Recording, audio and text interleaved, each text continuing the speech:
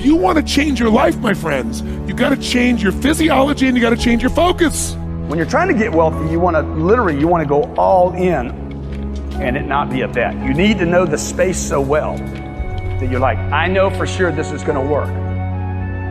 You can't have a standard education and expect to have an extraordinary life. It's not going to happen. The one breakthrough for all leaders is constant, never-ending improvement. And that means educating yourself and continuing to develop even greater emotional mastery, because that's what affects whether you execute or not. The opportunity for self-education is there. We have to change our psychology from, I'm going to do what everybody else does, and I'm mad because it doesn't work anymore, to the reality is this is the greatest time to be alive if you're growing, you're learning, you're educating, and you're developing valuable skills. So instead of complaining, you got to say, where are the skill sets valued in the marketplace? And how do I work harder on myself than anything else? Because if I become more valuable, then I will be able to give more, do more, and change more. When I interviewed Warren Buffett, I asked the most important investment he ever made in his life. You know what he said it was? I was thinking all the companies he'd done, you know. He said, Tony, go into Dale Carnegie. I said, what? He goes, because by developing myself, that's the most important investment. Those skill sets, learning how to persuade, learning how to speak, learning how to influence, all my ideas would have died on my lips if I hadn't been able to influence, and I learned it from that little course. Most valuable thing I ever did in my life, he said. Think of this for a moment. Do you know that every living soul gets exactly the same amount of time? Exactly the same amount of time. Figure it out. You can manage your activities. Make certain that what you're doing really makes a difference. Make certain that you're spending your time on activities that are productive, that are taking you in the direction of your goal. The traits that make you strange are the gifts that make you special. It's the very things that make you different that make you authentic. And if you don't fit in, I just want to share with you, I've never fit in. And the very nature of anyone who's living a visionary life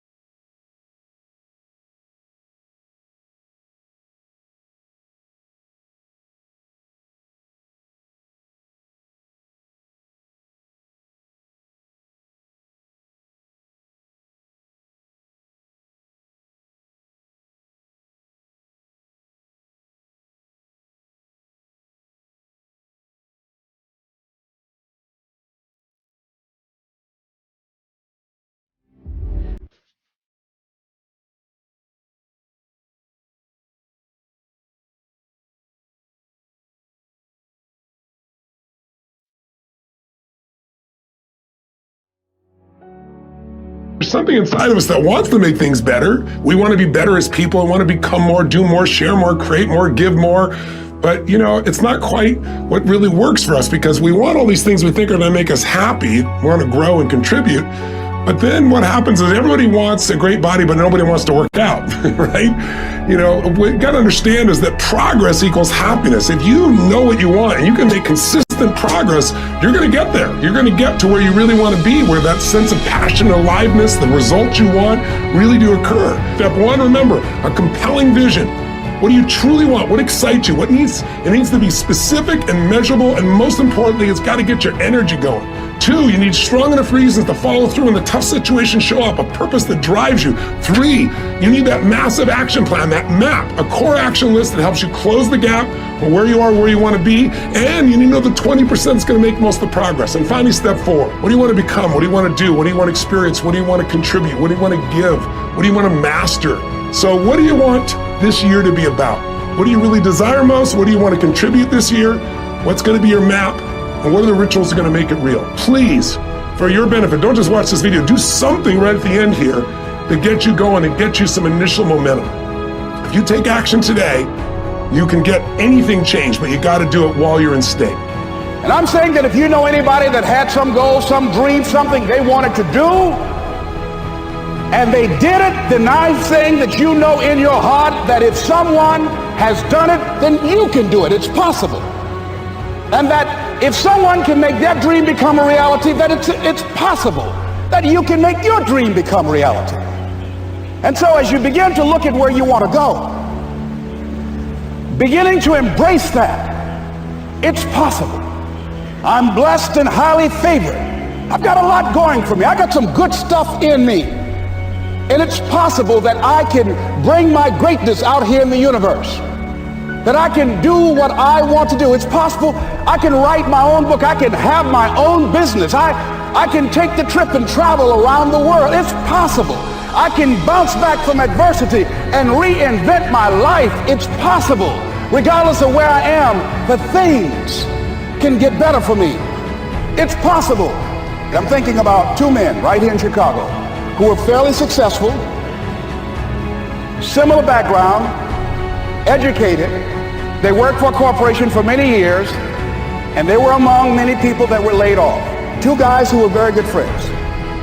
One went out looking for a job for several weeks along with the other one, and they faced disappointment and rejection again and again and again. They couldn't find any work, which is the story of many people across this country. One guy stopped. He became discouraged. He stopped going. He stayed home looking at television, became very argumentative and toxic with his wife, drinking beer, getting on the phone, talking to his other negative, unemployed friends. And he just gave up. The other guy kept looking for a job everywhere he could go. Every time he could get an opportunity, kept asking people, networking, checking the newspapers every day. Kept going everywhere he could, trying to find a job. You have too much education. You're overqualified. You won't be here long enough. He kept going. He kept going. He went to a place and said, look here, I tell you what, if you can't hire me, and I know you can use my talents, abilities, and skills, I don't want to sit home and do nothing. Just let me do some volunteer work. You don't have to give me anything, all right? I just want to work. I want to be busy. Guy said, okay, it's on you now, but don't expect me to give you anything. It's okay. This guy came in and worked. He was the first one there. The last one to leave was the best employee there. About 4 weeks later, one of the top managers quit. They were looking for a replacement. Guess who they selected? This other guy. This guy who was volunteering his time. He got the job. What was the difference between the 2 men? Eyesight and mindsight. Eyesight is judging on what you see, judging according to appearances. But mindsight is how you interpret what you see. One guy said, it's not possible, it's over, I'm finished. I can't do it. I can't make it. He surrendered. I've faced rejection again and again. I'm not going anymore. There are no jobs out there. But this other guy, he felt that in spite of the no's and rejections, in spite of how bad the economy is, in spite of what the newspapers are saying, that it's possible that somebody somewhere will give me a job. He just kept going, thinking it was possible. And guess what, ladies and gentlemen? That's what we have to do with our dreams. Because things happen to you in life that you can never, ever anticipate. And many times when those things happen, you want to give up.